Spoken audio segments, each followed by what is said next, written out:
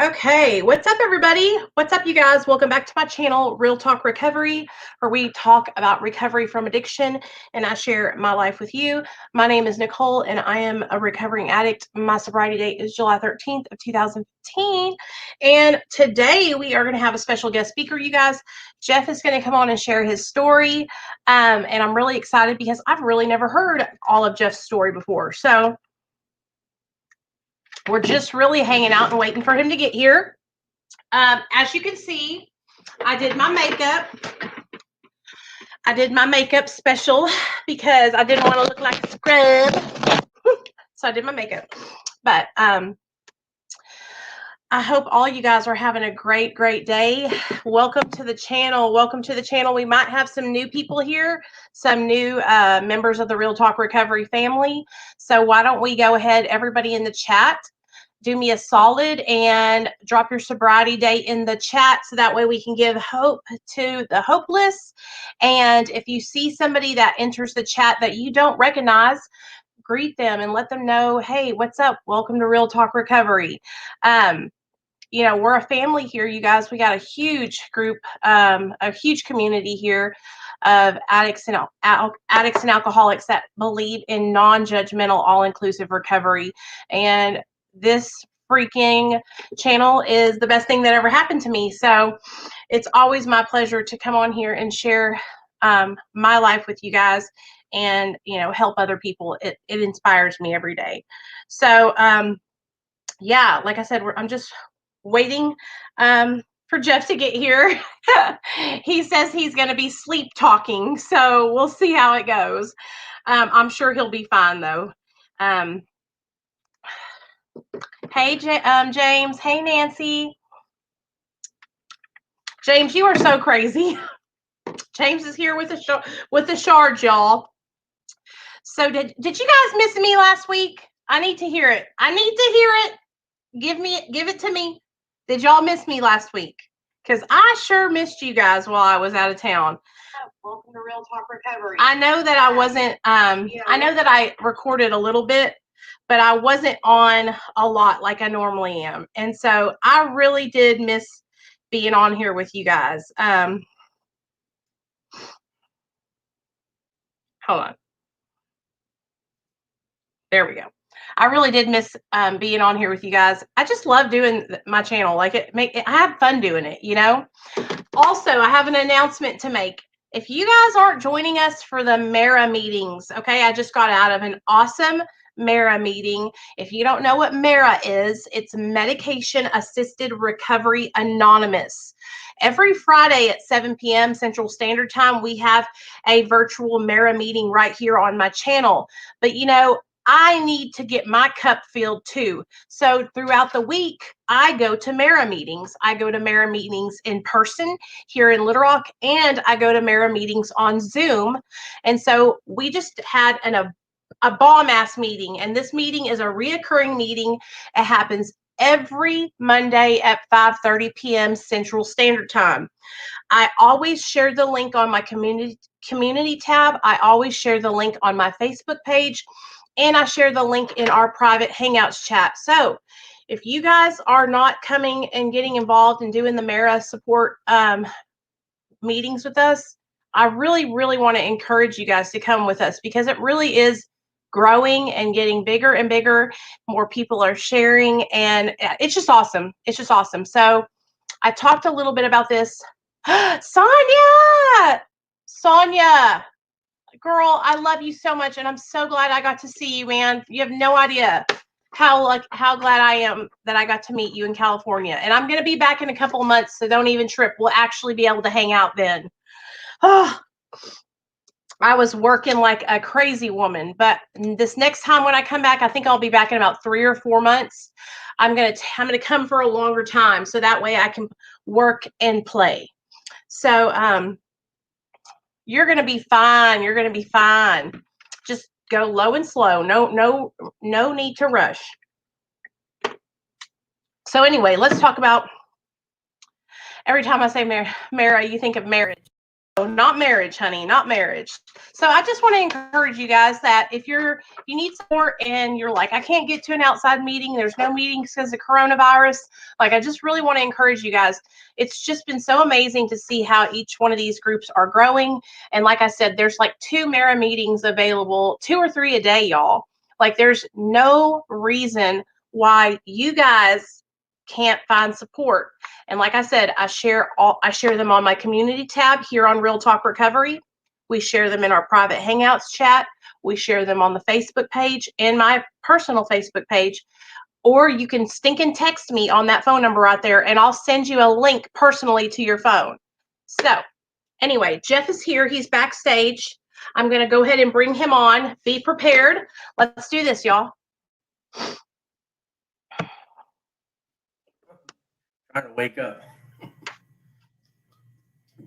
Hey, Jeff. How are you? How you doing? You said I'm backstage. I'm good. What about there. You? Made me feel like I was there. Well, you know, this is a professional. Setup we have going on here. You know. Yeah. Very professional. So I just wanted to know. I'm going to let you kind of just talk. But you know, I've never heard your story, and so I just really wanted to hear, you know, like a little bit about what it was like when you were growing up, and then how you kind of got into your addiction, and then what happened that made you kind of decide that you were going to start seeking recovery. Yeah, what it was like, what happened, what it's like now. You know, I'll try not to forget too much of what it's like now. Well, first of all, as you know, when you texted earlier, I was like, when you texted me the first time, I was in the middle of a test, but I wasn't on camera. It was like a practice test. And then when I texted you the second time, I already found out I failed. So I was pissed off. So I was like, I am going to take a nap. And so I was like a little kid. I went off. I took a nap and woke up just a little bit ago. And I'm trying to wake up with this caffeine here.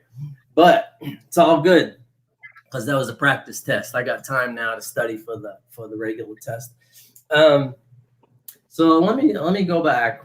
When I was born, so I guess I sometimes say that my first addiction was probably sugar.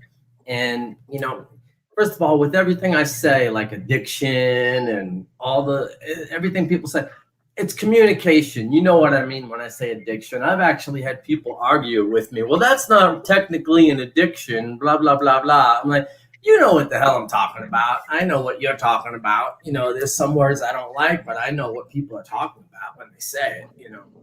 So, yeah. Anyway, so I think my first addiction was probably sugar. And I look back like 8, 9, 10 years old, sugar was not my responsibility. Nutrition was not my responsibility to, to know what I'm eating and everything. At that point, yeah, I could probably blame things on my parents, you know. A little bit later, I couldn't. But at that point, yeah. And I was going to school at 9, 10 years old, just like, bzzz, you know. I used to have that sugar-coated cereal. It didn't matter if it was Captain Crunch or whatever, but I would pour like 5 spoons of sugar on top of that and just mix it all up and have that mush syrup in there, you know, and that's what my breakfast was generally. And then I would just go, you know, and just buzz out in school. And I didn't know what a drug was or anything like that, but sugar was having an effect on me. Not to mention, I'm in school, you know, and I don't understand what the teacher's saying. It's like blah, blah, blah, blah. And that was all right. That's just school. School sucks. Nobody understands what the teacher's saying. Then one of the people next to me answered a question. And I was like, how the hell do they know what the teacher? So then I felt different. I realized other people do know what the teacher's saying. That's what screwed me up even more. I just figured we all didn't know what it was. We didn't know what we were doing there. So right off of that, I kind of, you know, I felt different. And, you know, add Pepsi Cola to the sugar, and there you go, you know. Anyway, so, you know, pot came around first, and I thought it was going to be my escape. I've heard all these things about it, and I felt like crap, and now I was going to be cool. And so I remember smoking my very first time. It was 1977 with these two girls that were about 15 and I was 12, and it was like older women. And it sounds really stupid, but when you're 12 or 13, it's like, it's like, wow, look at this. I smoke pot. I'm with a 15-year-old. But, when you're 12 years old, it looks, like you're looking up to it. Wow, I'm with the cool crowd, So that was like a first experience. And, I probably didn't even feel anything the first time. And I did that for a while, smoked. Of course, I found out that I guess you could say that addictive personality people talk about, because I found out right away where my friend got it from and introduced myself. And next thing you know, I'm buying it. And that's when the lying started. Before that, I used to go bowling a lot. I used to do things where, mom would give me $5. And now I would ask for $5, disappear for 3 hours like I went bowling and buy a nickel bag, So the lying started, and then I got a little bit better at the lying. I don't know if you say better or worse, but I started thinking of things that I could get, more money from my family and then from other people. But the pot was so, but then I found alcohol. And alcohol, it's probably not the first time, but it's the first time I remember that I had 3 beers.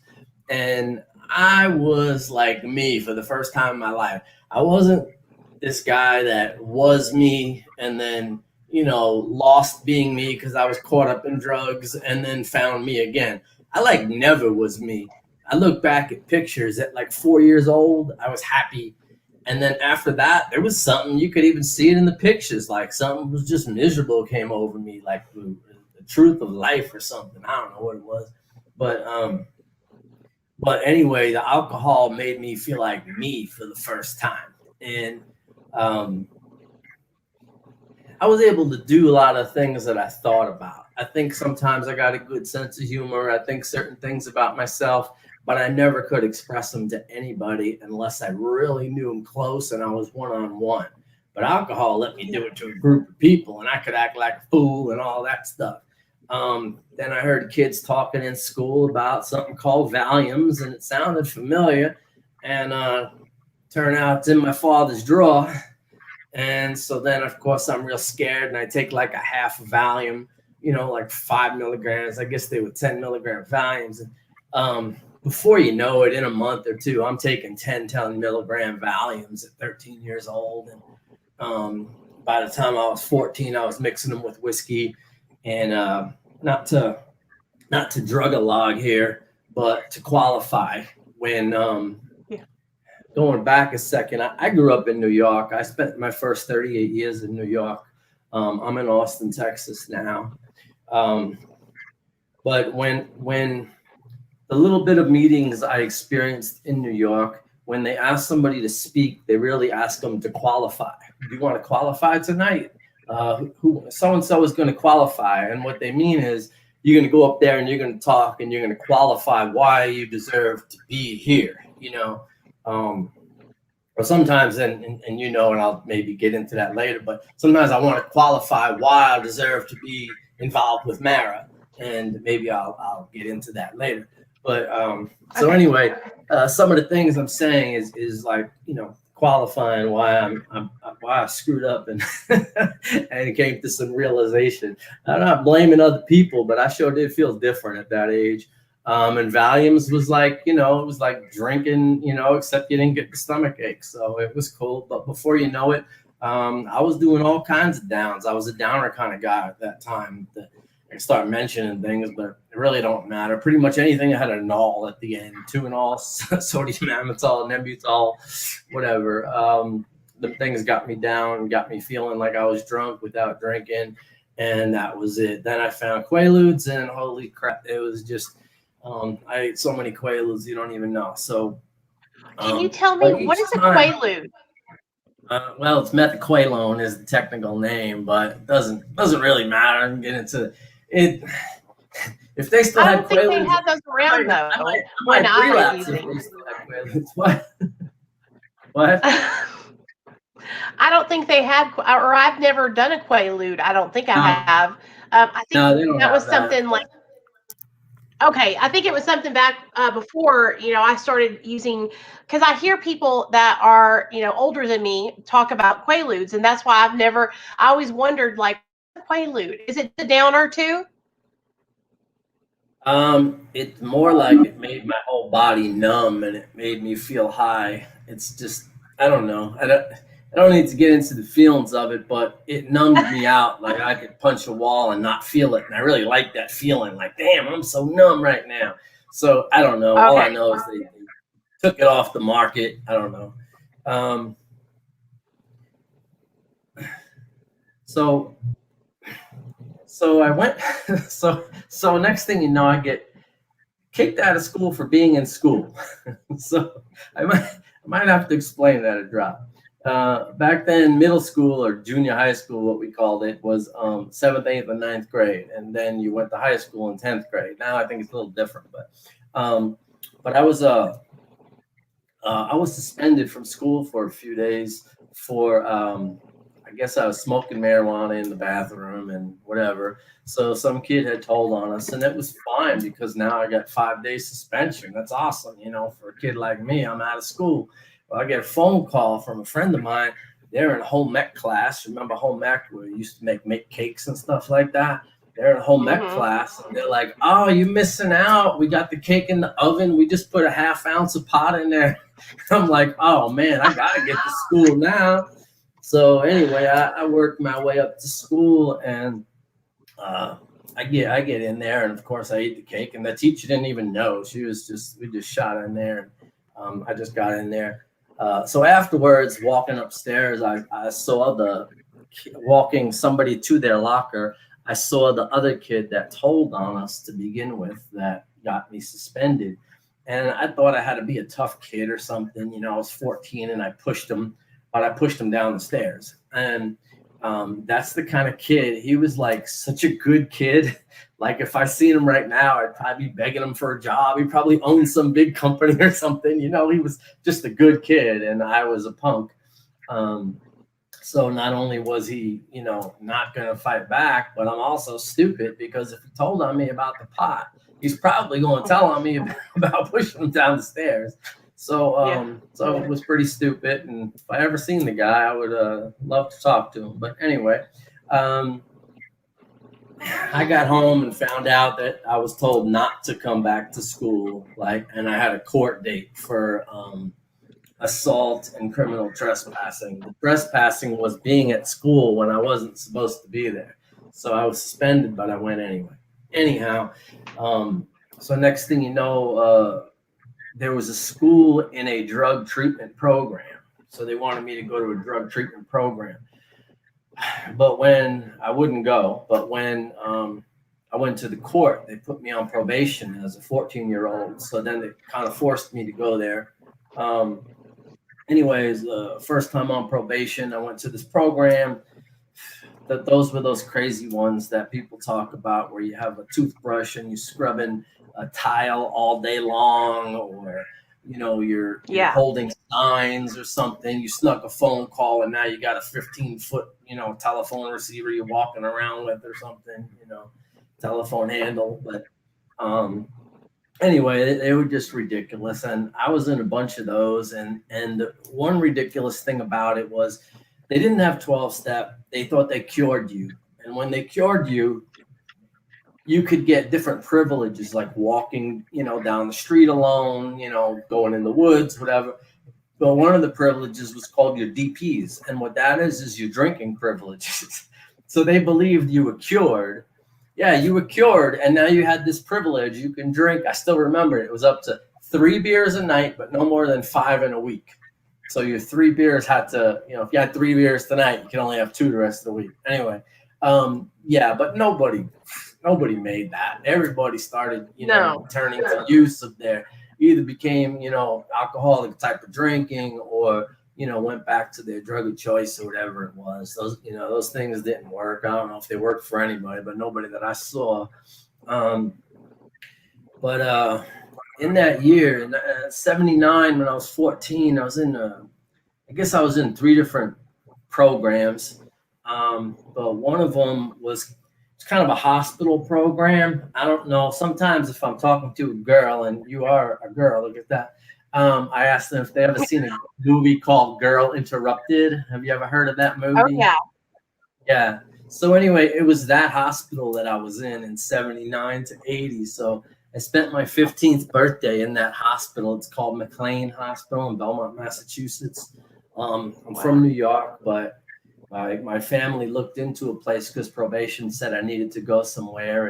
And so that's where they ended up putting me. It's a huge hospital. So part of it's psych, part of it's drugs, and part of it I went to like kid with emotional problems. I went to that part. But of course, it wasn't long until I found out that part of that was a halfway house too. And when those kids go home on the weekend, they come back with pot. And so I found out how to do that. And part of my manipulations back then, any of these programs, when you were 14, you still were allowed to smoke cigarettes. I never smoked cigarettes. So they gave people that smoked cigarettes $15 and they gave other people $5. And I threatened that if they didn't give me the 15, I would start smoking and they would be on them. And so that was like the beginning of my manipulation too. So next thing you know, they ended up giving me $15, and I would go and buy the pot with it from there. When I got out of there in 1980, it was like I had to catch up. I had friends that, of course, I didn't see for a while, but now they were in the high school, and with the high school were new friends and new drugs that I hadn't tried yet. And so I was probably out of there for about a month. I was 15 years old, and I first shot heroin, first shot cocaine, and first smoked angel dust. I liked all three because I like to tune out, but Yeah. I started seeing this girl that I ended up seeing for 5 years, and she was in the next town over and more into the angel dust side. So although the people right on the corner of my block shot the dope and the coke, I ended up more often going to the next town over and doing the angel dust. So for about 3 years there, I like totally burned out my brain cells. Like when nobody was around, there would be people on the corner doing the, going in and buying heroin and whatnot. They would say, "You going in?" Like you're going into the city to buy heroin. And they would talk about each other like the different social classes, like the heroin people, like, those angel dust people, they can't even add 2 + 2. And then the angel dust people, "Oh, you went out with John and Robert, those dope heads, man, they'll stick a needle and they'll rob their mother for $1. Like each one was better than the other one, Right. I used to listen to it, but I would kind of hang out with both. But more often I'd burn my brain cells out because I found out when I drank, I like to drink to blackout. And so all of a sudden I could do this angel dust and I did it to blackout. More often than not, I didn't remember things. That's how I like to do things. Let's see. I won't get into any details or nothing, but I've been arrested 9 times, I guess. And, I hear stories from people where they've been arrested 25 times and all that. But I was arrested 9 times. I think the first 8 were all kind of petty. You could almost say they were like, I got drunk and it seemed like a good idea at the time, So there's, I'm trying to name one. Sometimes I say this, like if there's people around, I'll say, "Do you want me to tell the Brady Bunch, the Rubber Mallet, or the pawn shop?" People usually say the pawn shop, but really they think I'm saying pawn because it sounds the same in New York. A pawn and a pawn is like where you sell jewelry. Oh, the pawn shop. Dirty Gotcha. stuff. So, and I found that when I said it in front of a high school once, and they were like, they all laughing. I'm like, what the hell are they laughing at? But then I realized that they thought I meant porn shop. Well, forget it. It sounds the same. Right. So hey, I'll just tell you real quick, 10 seconds. This Rubber Mallet thing. I was on my way home. I was drunk. I was leaving a party and probably shouldn't have been driving, but whatever. I had to go pee and I stopped and I pulled over and going on a building like guys do sometimes. And all of a sudden, of course, I'm drunk and I'm like, "Hey, I wonder what they got in here. I wonder if they got any money in this place." And I start looking in the window and I start walking around the whole place. And all of a sudden, I said to myself, wait a minute, this is a dry cleaners. They ain't got no freaking money in the dry cleaners, you know? And then as I was leaving, I looked in the window, and there was a rubber mallet on the desk inside the window. And being drunk, I thought, wow, that would be so cool in my car, like a rubber mallet. So I smashed the window. I reached in and I took the rubber mallet, and I don't know, I was walking across the parking lot with it, and all these police pulled up.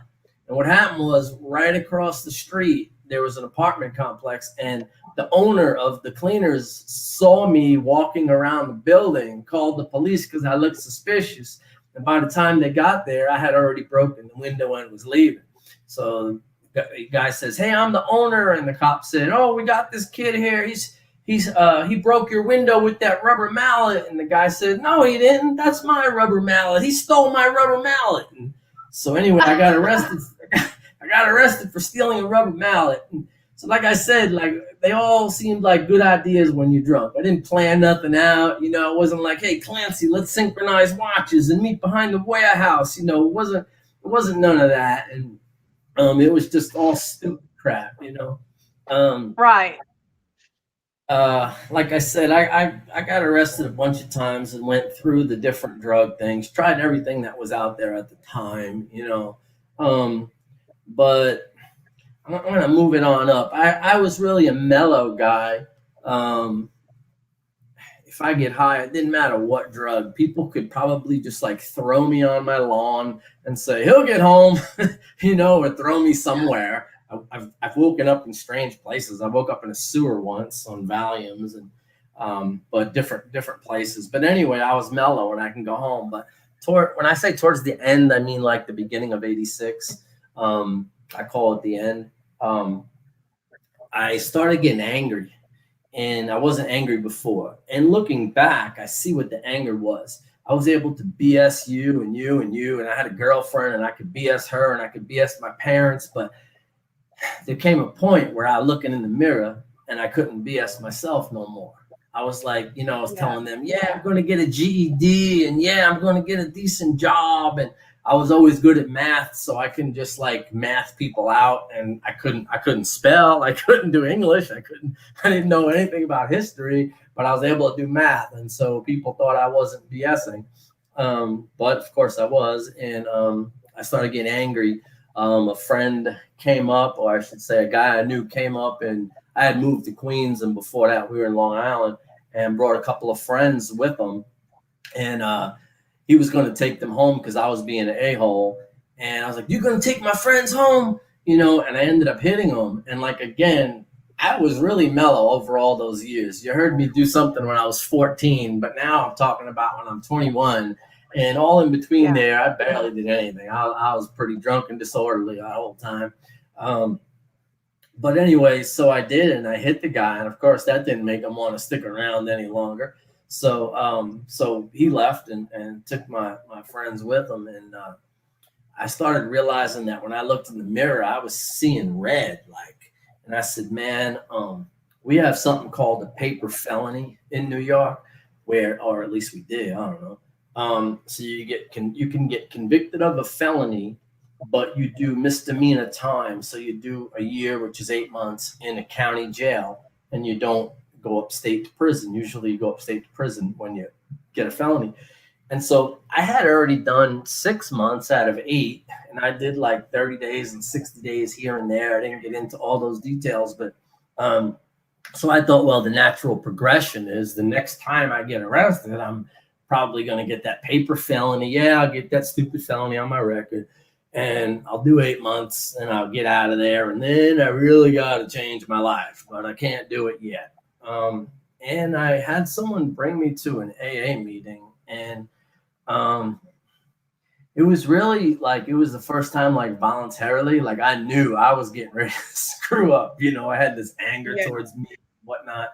And so they dropped me off. They were going to pick me up later. And I went in, and the place was spinning. I walked into the bathroom. I calmed down. I came back out.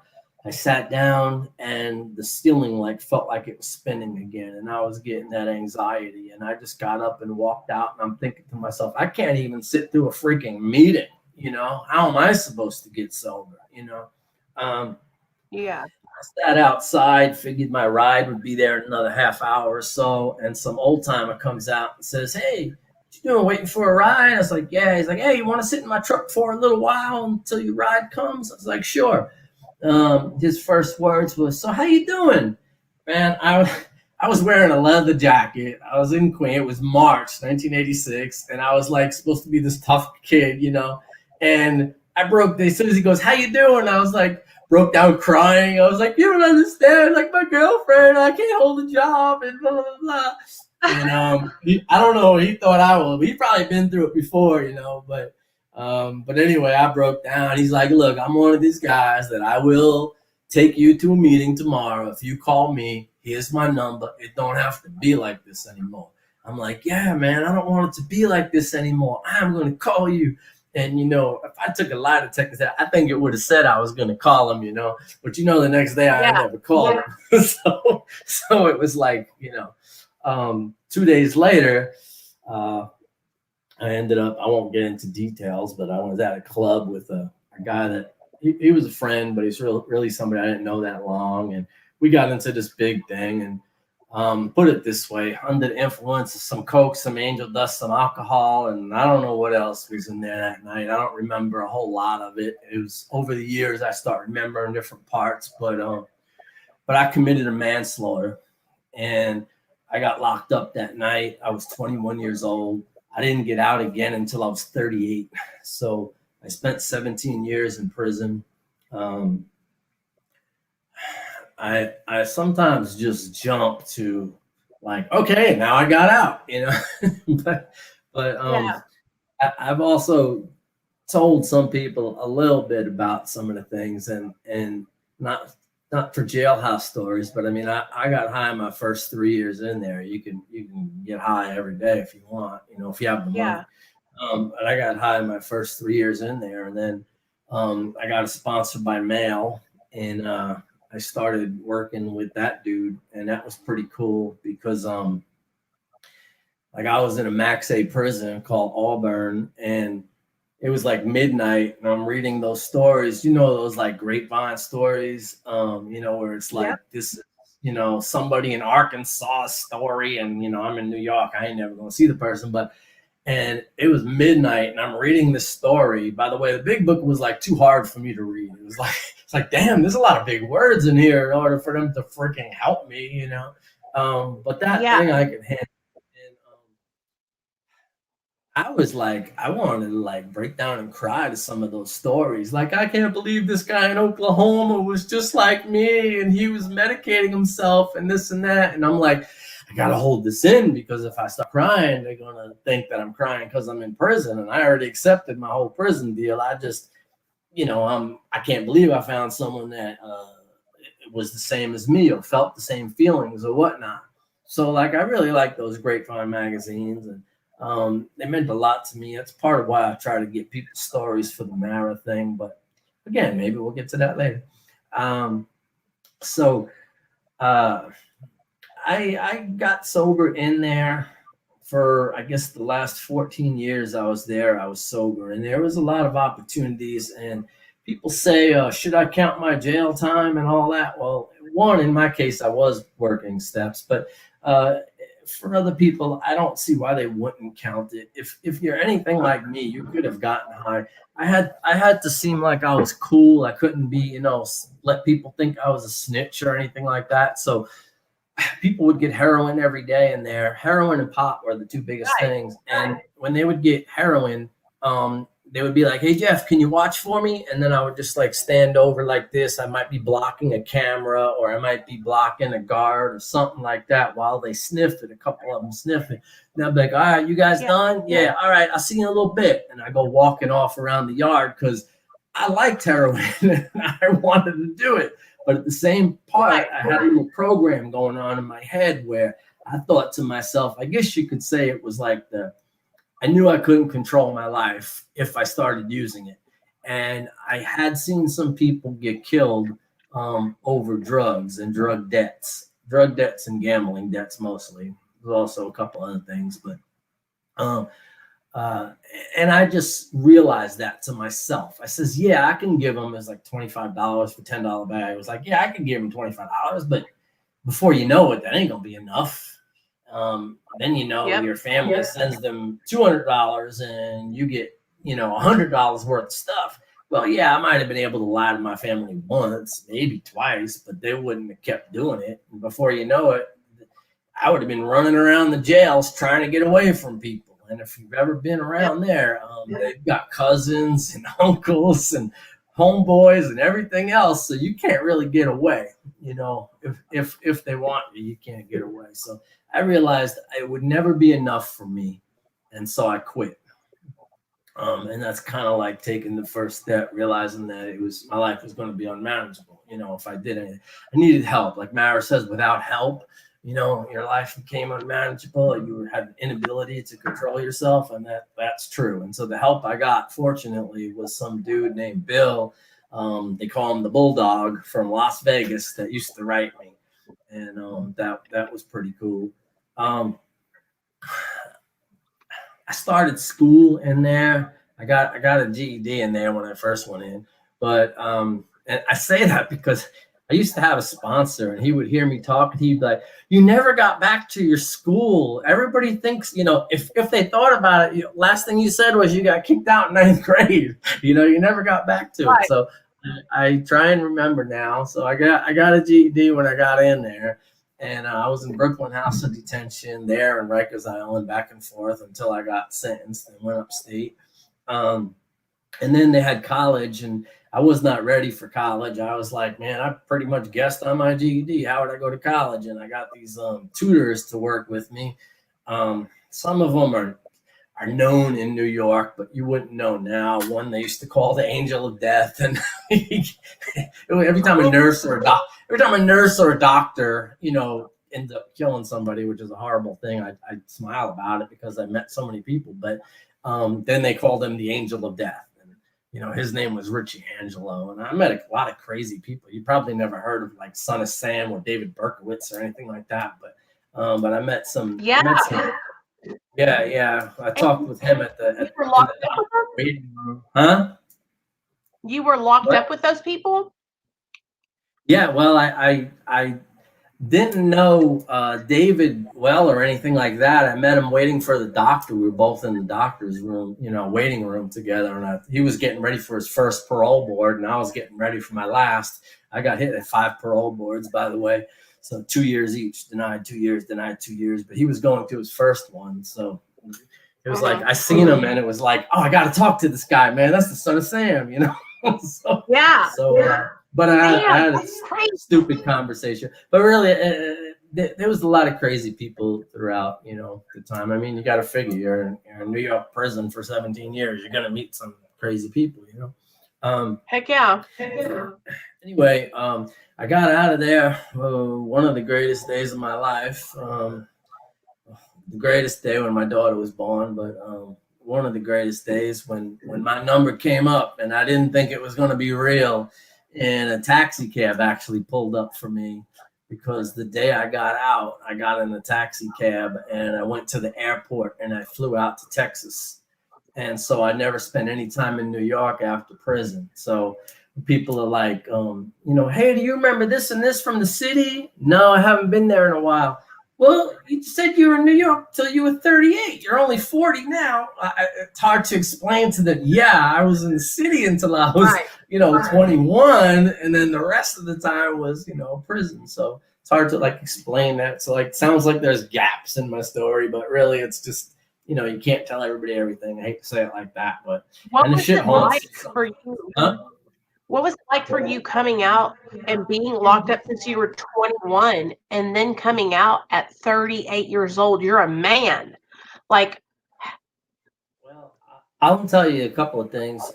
One is I was totally ready in my head. I was ready spiritually. Spirituality is a big part of my life, although you never see me talk about it, Yeah. But between me and my wife, we actually meditate together. We'll hold hands and close our eyes, and it helps our relationship, to be in tune with each other. I never had a spiritual relationship with another person, and so it's very cool that we get to do that. I never push my beliefs on anybody, and I'm not religious either, and she is. I'm not, but we've touched base in the middle there. So what it was like is I came out like the strongest in my life, like solid muscle, like 38 years old. I like now someone, oh, you don't look your age. I'm like, yeah, you're full of crap. But then I was 38 and I really looked like I was 28. Like I came out just good looking as far as like being in shape, So I was like ready to work. Mine was still going. I wasn't burnt out yet. I was focused. And I thought, yeah, I'm going to, someone's going to recognize it. I'm going to get a good job. And I went for jobs and they just abused me. I just kept saying, yeah, I had a felony. Yeah, I had a felony. Yeah, I had a felony. I was getting passed up. Then when I said, I didn't have a felony, all of a sudden I get a job.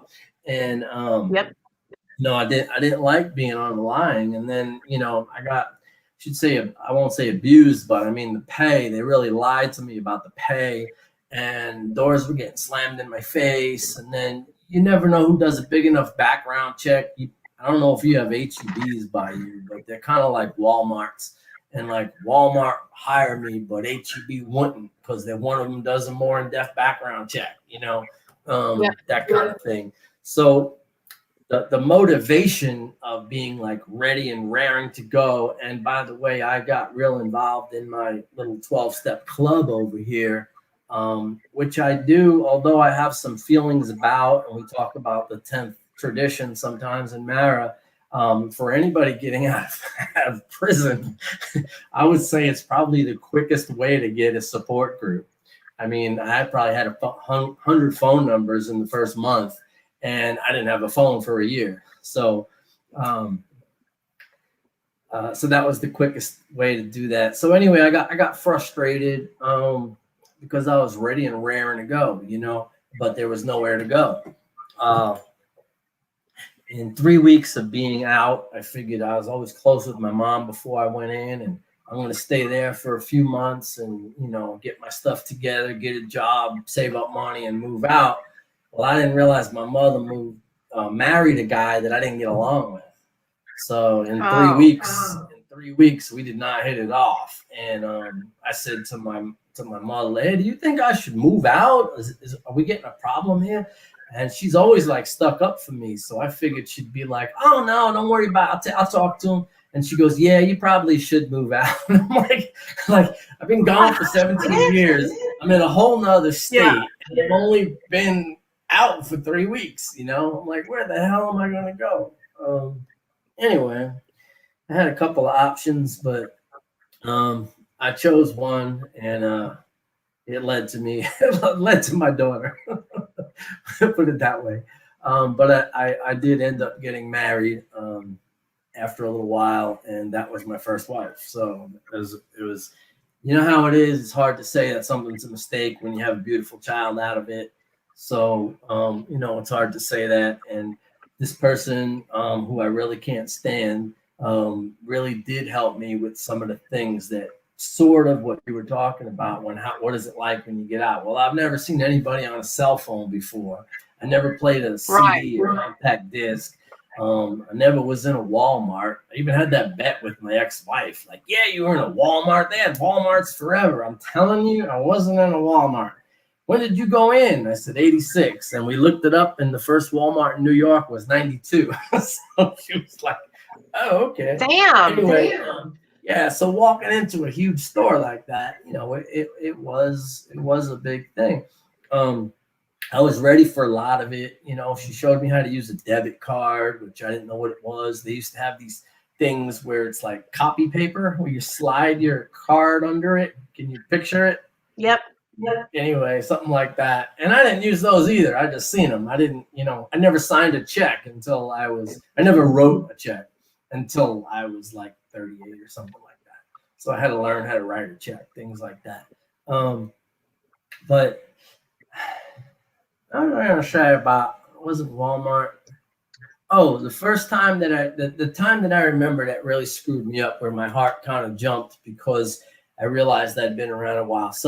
I've been gone a while. I went to a meeting and a couple people gave me their phone number. It was like my first day or second day out, and the next day someone called me. Or no, I called them and I got a voicemail and it said, to leave a callback number, press 2 or whatever. And I'm like, what the fuck's the callback number? Oh my God, what's the callback number? And I was like, and I just hung up the phone. I was like, I didn't know what a callback number was. It was like nobody was there to help me. I tried. They said I could use the house phone, somebody, and so just like saying what a callback number was, I freaked out. I didn't know what it was. So that's the first time that I can think of that I had, some weird things. If we're going jailhouse style here, I'd say that I do relate to some of the people that had bad dreams. I probably had bad dreams for 2 years, but what lasted the longest, and this is something people that weren't in jail don't think about maybe, and I'll just say this and get on with it, but for about 4 years, as I was at that point when you first start to fall asleep and you kind of nod out a little bit at night, I always thought that I saw somebody walk by with a flashlight. So like they do that, the cops in there, they do that at night. They're taking the count, or they're seeing if you're in bed, and they walk by with the flashlight like that. And every night I would think that was happening. I'd open my eyes and I would look for the guard with the flashlight. And, I was in my home in Texas, there ain't no New York guard with a flashlight, but that went on for about 4 years. And then every once in a while, that's like PTSD. You know what I mean? Mm-hmm. Like from that, you probably were like having flashbacks from all those years of having the guards going through, doing the checks. And then like, I'm sure you probably saw some stuff that happened in there that was like scarred you for life. It's when you're somewhere locked up for that long of a time, it's going to take some time for you to get adjusted to being free, Well, it's like when I was a little kid and I said that the sugar wasn't my responsibility at 8, 9, 10 years old, but later it was my responsibility when I just kept using drugs. Maybe when I got out of prison, I couldn't help myself because I didn't know certain things. But now I've been out 17 and a half years. I was out a year ago. I was out just longer than I was in, which was awesome. Yeah. When that day came. That is so amazing. 6,082 days, I remember. So anyway, when I stayed out as long as I was in, I knew that, wow, I'm out for a while now. So the point is that at this point in my life, I can't blame that on, I was a victim in any way. I did something horrible and went to jail. When I talked to people here, like parole office here, they said, oh, I read your whole case and you wouldn't have done that long here. He goes, Texas, you would have did harder time, but you probably would have been like 7 or 8 years less out here than you would have there. So I don't know what's better, less time, harder, or more time, easier. I don't know. It wasn't exactly easy, but easier by comparison. Interestingly, I worked in a prison for 3 years up until a year ago. So I didn't think they'd let me do that, but that's a Texas prison. That's cool. That's why I know about it, which I'll tell you in a second. So I continued to get out, and I got out and I stayed sober for a few more years, and I went, so I had the 14 plus a few more afterwards. I was like 16, 17 years, something like that, sober. I thought, well, you know what? I could try a beer. It's been so long. And my ex said something about it too, and I was ready to listen to her. How do you even know if you're an alcoholic? You were so young when you stopped. You know what? You're right. Let me go try it. And so, I was not too bad with drinking here and there, but then Coke came around and I went all freaking crazy. And you can't sniff it. If you've ever not sniffed it, you can't sniff it. So I sniffed it once and that was it. I was either going to throw it out or I was going to shoot it. And so I went and found out how to do that the next day, and I went off crazy. And, people say that fear can stop you from using. But I'd already been in prison. I had that fear. I had a young, daughter at like 2 years old or something. I had the fear, but I also had the drugs. And it was like, well, I could handle a little. I could handle a little. And so the fear didn't keep me, sober. Certain actions may have later, but I just went off crazy doing things. And I did a few things that could have put me back in prison. I think the statute of limitations are over, so I could talk about them, but I won't get into them. but there are some things I did where, oh my God, you could have gone back. In any case, I'm fortunate that I went to a rehab, and Slade is pretty open about his story. So I will tell you, that's where I first met Slade. We were in rehab together. Awesome. I went my way afterwards, and he went his way afterwards.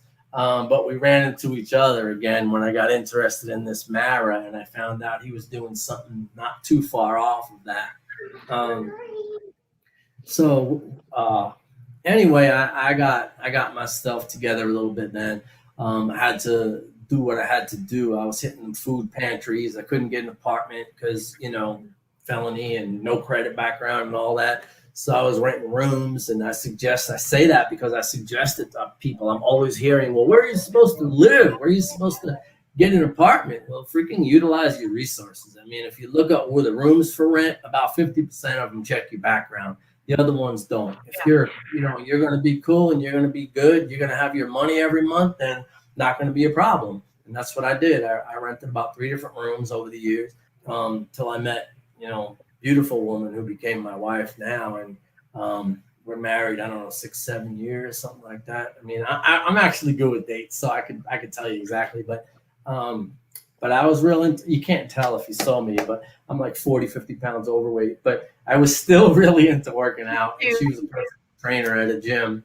And I can go back and tell you the story. I was at Planet Fitness, and I got into an argument with the assistant manager over something that and I was sober. Don't get me wrong. That's why I say it's a little bit of a recovery story. I was sober. I got into an argument with a guy at Planet Fitness, and he turned out to be the manager, and I thought he did something really wrong to me. And I was like, blah, blah, blah, and told him where to go and how to get there. And I ended up leaving there. My contract was up already, so I left there, and I went off to Gold's Gym, which was up the street.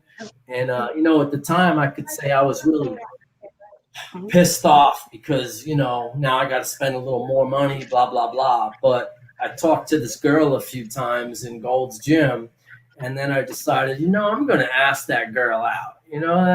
I don't want to be one of these sleazes at the gym that going, but I'm going to ask her out. She works here, she's a trainer.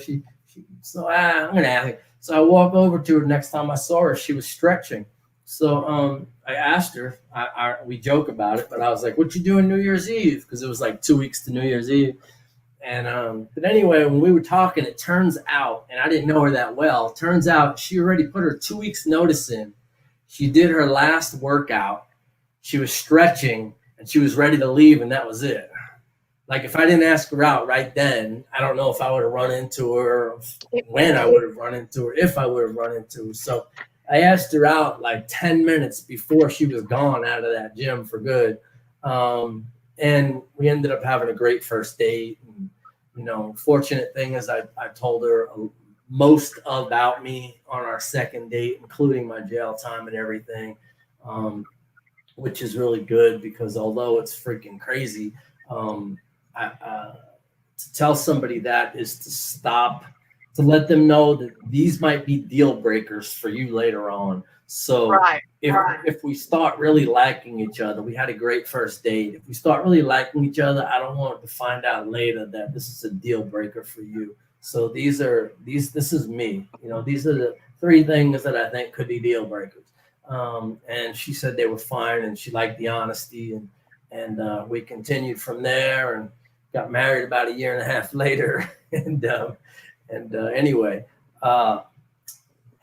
part of that was I was a personal trainer for a while also.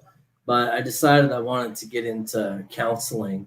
And I don't know if it was a mistake or not, but I did what I needed to do to become an intern. I became a counselor intern. And then I got away from the business. Like, I didn't like it. I thought it was dirty. I saw one company buy out the clients from another company because they were able to like underbid them from federal parole. And so they took all their clients, and then this company had to go out of business. And I thought, wow, that's a dirty freaking field. But something led me back to it. I actually, believe it or not, I gave somebody my phone number and name on something, and it turns out it was an application for a job at a drug program. I'm telling you, I did not apply at that drug program. And they called me up and said, hey, they called me at my job. I was working for a guy I know that owns a roofing company. And they said, hey, is this Jeff? You mean to tell me you've got no work history? I'm like, first of all, I'm at work. Second of all, who is this? You know, and it turned out it was the head of the detox department. He's like, well, I got your application here, but it's not filled in. It's like, yeah, it's not filled in because I think I know what you're talking about. I just gave my phone number to somebody. Well, do you want to interview? And it was 2011. I don't know how it was by you, but out here there was a 4-month drought, and we broke the record of 100-degree weather. So there was fires all over the place. There was, prior to that, there were 61 100-degree days. And that year we busted it out. It was 90 100-degree days in 2011. Wow. So the point of that is that I had to leave the roofing company because he had to keep his best salespeople, and I wasn't the best salespeople. I wasn't there. He's like, Jeff, I want to keep you as long as possible, but you should probably find another job. And when this place called me, I was like, all right, I'll come. But anyway, I tried to talk my way out of getting hired, and I worked there the next 4 years. While I was there, I became an intern again, became alumni coordinator, volunteer coordinator. I had different positions all over. I became a registered, what do you call it, licensed drug counselor. They call it an LCDC here.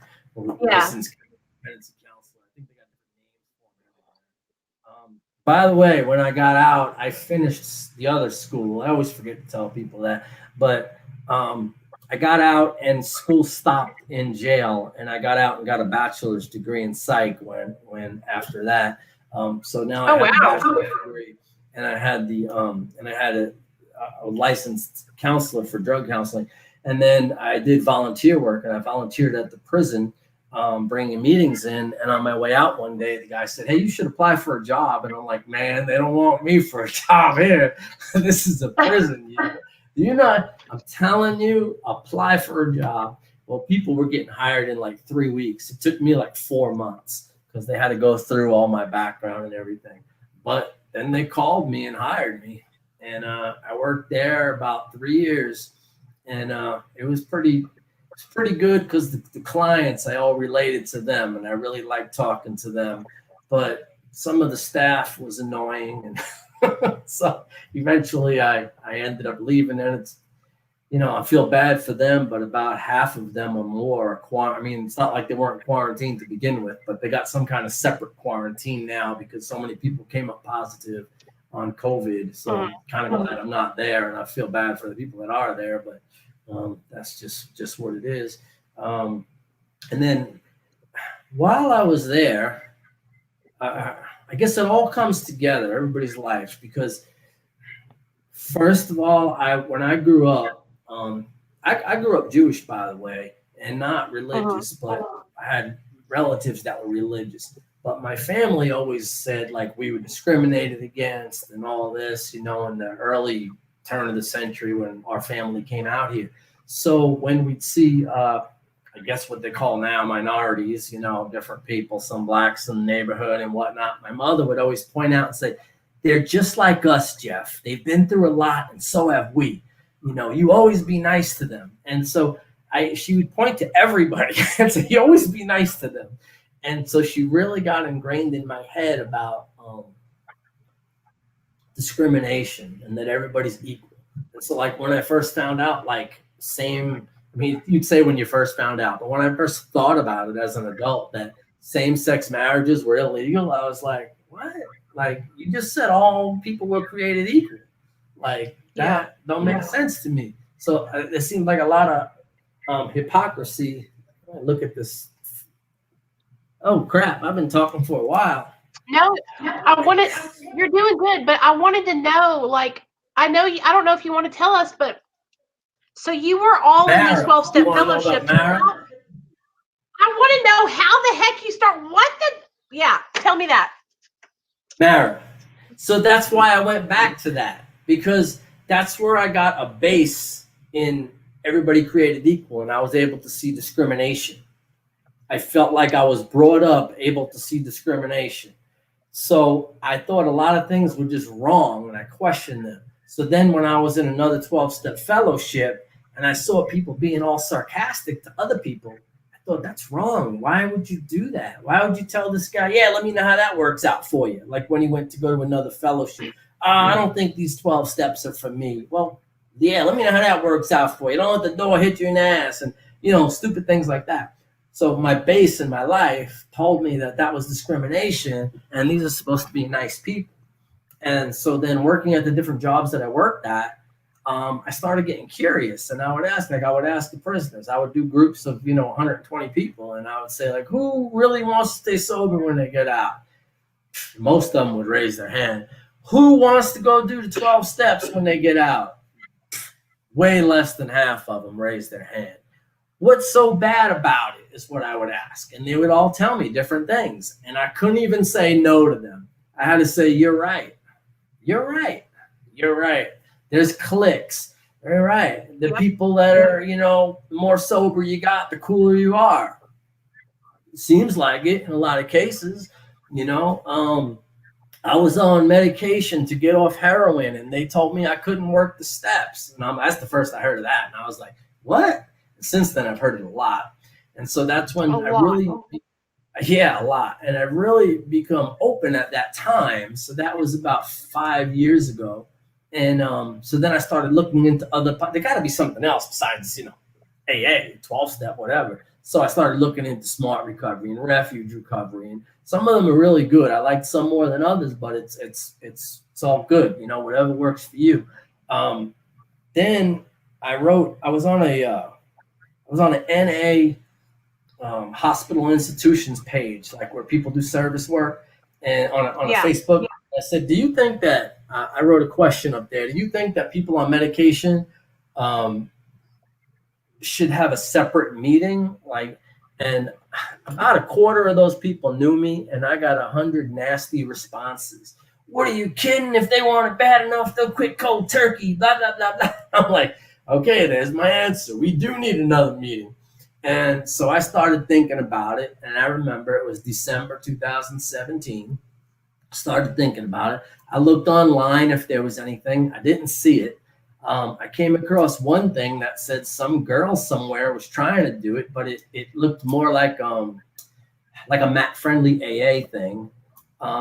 Since then, since I got more involved in it, I found there was like 2 guys down in Florida that they kind of bowed off of the regular group and just got together, and they called themselves Mara. And like I said, somebody here called themselves Mara. And so they didn't change the literature that I know of, but they knew something different. So when I say Mara, it's like, oh, if I'm on MAT, medication-assisted recovery, treatment recovery, hey, let's make it anonymous. Medication-assisted recovery anonymous. Yeah, so it's not a hard name to come up with. So people came up with the names, but I couldn't find it anywhere. I couldn't find it on Facebook. I couldn't find a website or nothing. And I said, man, this really needs to be put together. If it is out there, then there needs to be a place to put it. And so with that background I have, and by the way, let me throw it in there. Add it on to the, and it's kind of an excuse why the book's not out yet. It's a personal excuse, but in about a month and a half, I'll have a master's degree, an MBA in healthcare management. And so while I'm working on the MBA in healthcare management, I would also love it to be on the book. So MBA is better than a BA. So anyway, I thought that would be good. So anyway, I went ahead and I put a Facebook group together, and and we got a website. I thought it'd be a good idea to get a website, and started collecting stuff. And my wife knows nothing about drinking and drugging. She has, a couple of drinks a year. She doesn't know about that stuff. I had to tell her about what AA was. So after a while, she just thought this little Mara thing was like a hobby I had. And then she looked at it one day and said, wow, there's a lot of people like this. And I said, yeah. And I said, but I don't know why. Nobody's sending any messages through the website or anything. I guess there's no interest. She said, let me take a look at it. And by the way, she works for like one of those really big computer companies. And she looked at it, she said, well, the contact us part is not hooked up. She was like, get rid of that guy. So I asked him not to do the website anymore, or a little attitude. So I don't know what he does these days. But my wife took over the website. And as soon as we put the contact us page through it, we averaged 3 messages a day for like the last year and a half. And all those messages are ones that I never got. So if people sent us messages that first year, I have no idea. All I know is I don't know much about the website. I'm not a technical guy. Everybody that writes, I'll say, write to Shelly. She's doing it and all that. So anyway, basically that's where that came from. And somewhere between. So that's why I say, like, I call myself a co-founder. If anybody asks about Mara, I'm a co-founder because I know that all the literature that's there, either it's AA words, which I got permission to use, or it's my words. I know that nobody else wrote it because it was me sitting in this room writing it. So I know that. So anyway, but I say co-founder, not founder, because there's 2 people here doing it, 2 people there doing it. And I don't need anybody to say, well, we did it a year longer than you or 6 months longer than you. All right, you're a co-founder too. I don't really care. I'm a co-founder because I know I organized it, put everything together, made it so that people could find it, get together, and eventually have meetings and have a place to put a database, But so that was that. And of course, it peeves me a little bit. Every once in a while, I get someone who's like, "Oh, you're about money." We're down about $4,000. We haven't gotten. We won't let anybody send us money. It's kind of like we're just trying to do a good thing right now. Maybe in the long run, something different will happen. But right now, it's just I'm too controlling. Like I want to have all these little things, and I wanted it to be done. And that's why I got lawyers to get the right. We got Medication Assisted Recovery Anonymous is now a trademark or copyright. We couldn't get the logo copyrighted because it's too common, and we couldn't get Mara copyrighted because it's too common. But we have the logo with Mara underneath it. It's actually trademark. The logo with Mara underneath it is trademark. So that those 2 symbols together is like a trademark. And so it took a while to do it right. And I know people, might have thought, oh, Mara jumped the gun so fast, but it didn't jump the gun. People needed it. They needed something, and now they need a little more. But I also wanted to do it legally, where we had where people couldn't cross it, and I want it to be a nonprofit, not because of any money or no money. There's plenty of organizations that are nonprofit, and people are taking lots of money for salaries, but this is not a nonprofit. It's just that we lose money. We don't gain any money. But the thing that I get out of it is I don't have to have a board of directors. And so I can be controlling right now. And I think I'm the right person for it because of my history, because of seeing discrimination, because of recognizing it, because of being in places where I actually, you could say, interviewed hundreds of people. And what didn't you like about the 12 steps? Why did you feel uncomfortable there? And that's why they are the way they are. There's no God in them, but I'm a strong believer in God.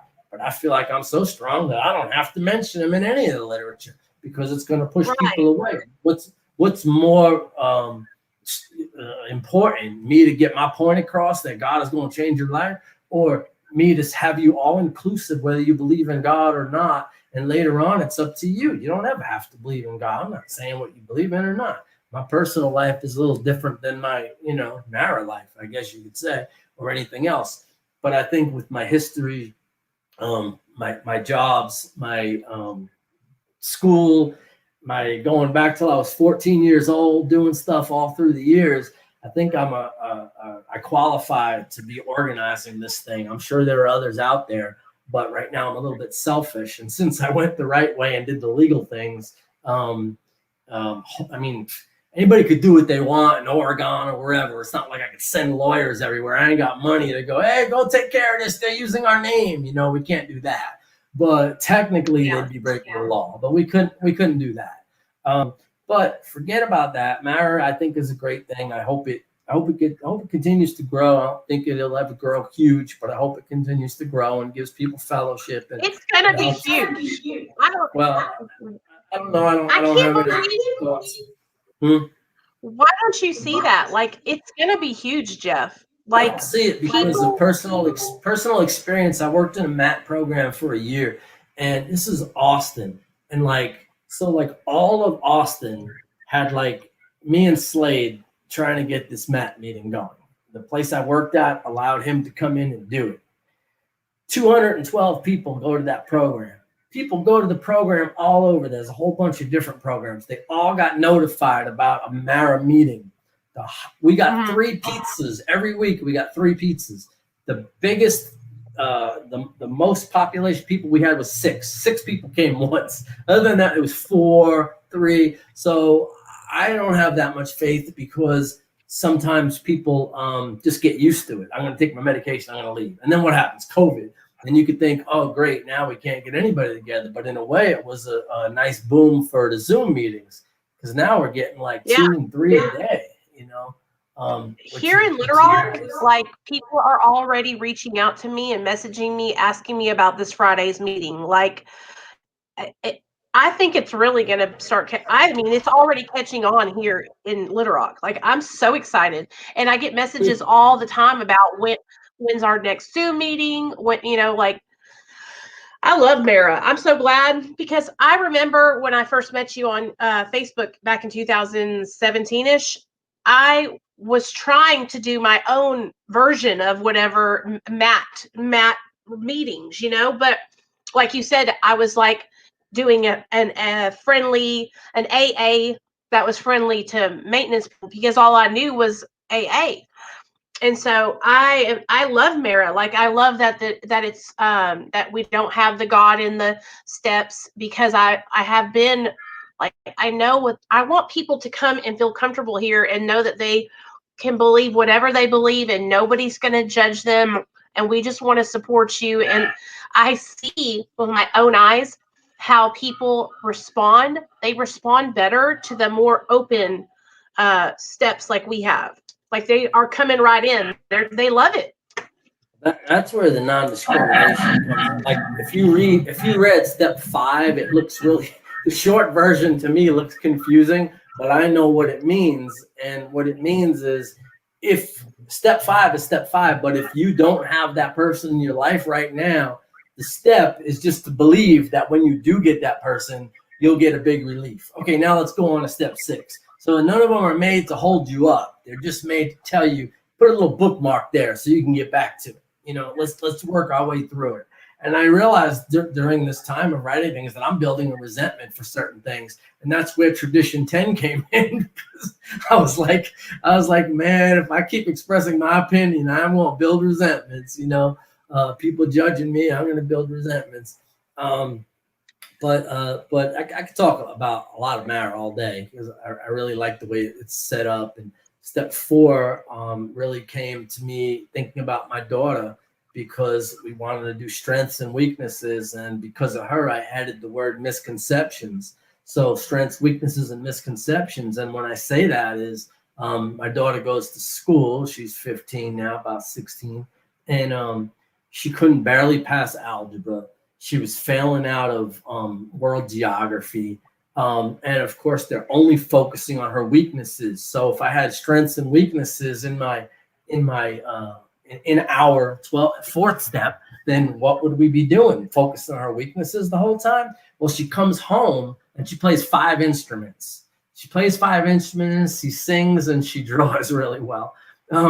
So, like, do they judge her on her being able to pick up an instrument, playing with it a few minutes, and then being able to play it? No, they don't judge her on that. They judge her on that. So I realized that's a misconception. You know, When I was younger, I thought reading was my worst point because I could never keep up with anybody.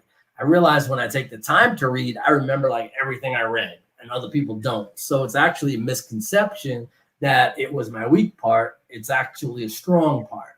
And so I find a lot of my weaknesses were actually just misconceptions when I was younger, or society looked at them differently. Now I got to find different ways to look at them. But anyway, forget about marriage. I can talk about it all day, but my life is good. I was 50 years old before I bought a house, and I bought a house at 50 after renting a bunch of rooms. I mean, me and my daughter slept on a bunch of my clothes with a sheet over it until I volunteered. This is, 14 years ago, until I volunteered and got a bed brought to the house. So I volunteered all day in a thrift shop, and you do whatever you do to make it through. But renting rooms, blah blah blah blah. I'm 55 now, and for 3 years now, we've been living in what I call is my dream house because, I'm sure a lot of people got bigger and better houses than we do. But for me, it's just something I never thought I'd have. So I have a beautiful woman in my life who I have a nice connection with. I have a great hobby that I talk about all the time, and I have these Mara things in my life. So I don't know if you froze up on me or if we're over or what, but I know I talked a long time.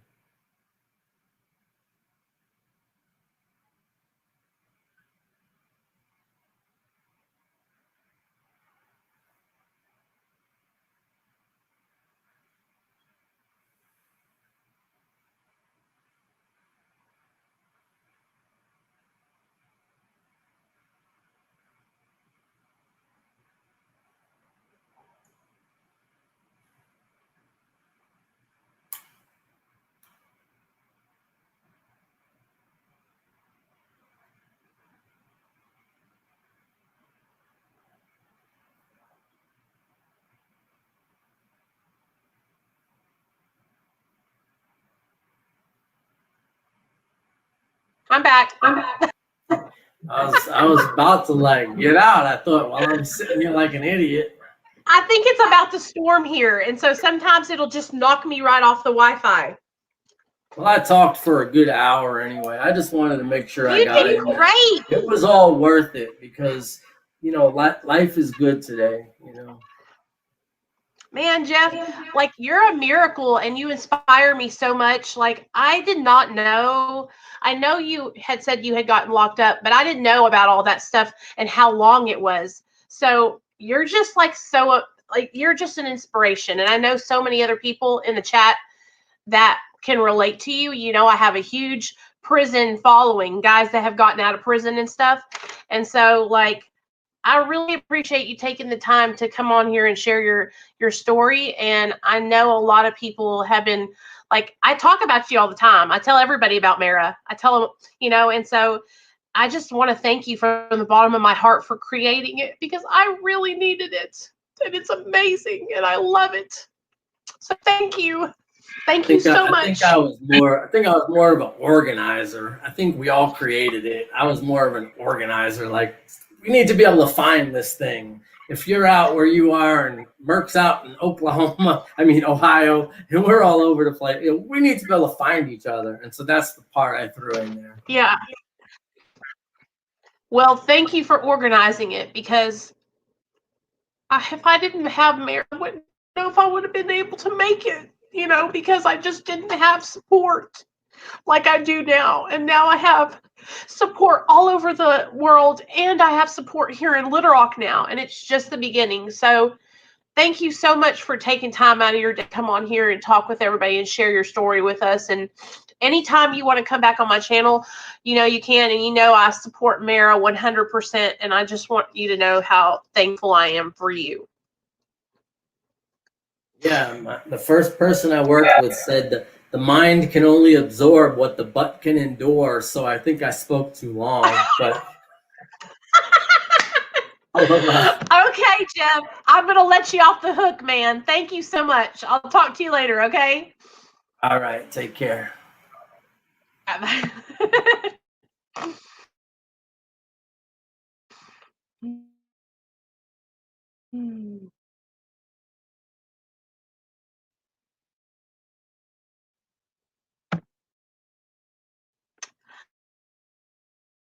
Woo. mercy. That was great. Sorry, guys. Let me get this. Let me get my computer. There we go. Come on, Nicole. I get emotional that Jeff and the other people got it organized and got it together so we could all have a place where we're accepted and we feel safe. And that's really important to me. Come on now. Y'all still here? Got my spectacles on. Jeff did amazing. He rocked it. That was amazing. You frozen? Am I frozen? I hope you guys enjoyed tonight's meeting. Now, I am Friday night. For those of you guys that are new to my channel, we go live every night, okay? So Mondays, Wednesdays, and Fridays are 7 p.m. Central Standard Time. Tuesdays and Thursdays are 8 p.m. Central Standard Time. MERA is Medication Assisted Recovery Anonymous. It is a 12-step fellowship for people like us. And if any of you guys need support or want to come to meetings with us, I share them. I share them on my channel on the community tab, and I also share it in our private chat. Let me go ahead. I'm going to get some links, you guys, and share our Patreon, and I'm going to share our Hangouts chat link. So before I go. Oh, it's better now? Okay, good. Man, that was good. Damn, y'all, Jeff is a very inspiring. 17 years locked up, you guys. That's a long ass time. That's a long ass time. And now look at him. He's coming out and he's helping others, you know, and it's huge. Okay. Good night, Nicole. Tell Alex I said good night too.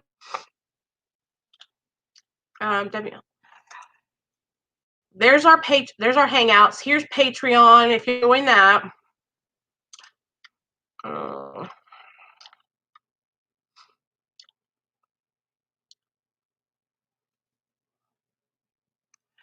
And Des, you can come to the MERA meetings with us. We go to the ones on Zoom all the time. And like I said, for any of you guys that are watching from Arkansas, we have a in real life MERA meeting this Friday at 5:30 p.m. at 11219 Financial Parkway. If you guys want to come to the meeting and you need a ride and you live in Little Rock, just text me and I will come pick you up. But I've been wanting to get Jeff on my channel for 2 years now. And so it was really, really great to have him on here. Like I said, I look up to that guy. I'm so grateful for MERA, you guys. I love the 12 steps, and I'm grateful for AA, but MERA is where I belong. It's where I fit in. It's where there's other people like me. So if you're somebody that's utilizing maintenance medication and you need a recovery support group, come and hang out with us. MERA is amazing and you'll love it. And yeah, I'll see you guys tomorrow night at 8 p.m. Central Standard Time for our evening meditation, and then Wednesday at 7. So don't wait. I love y'all.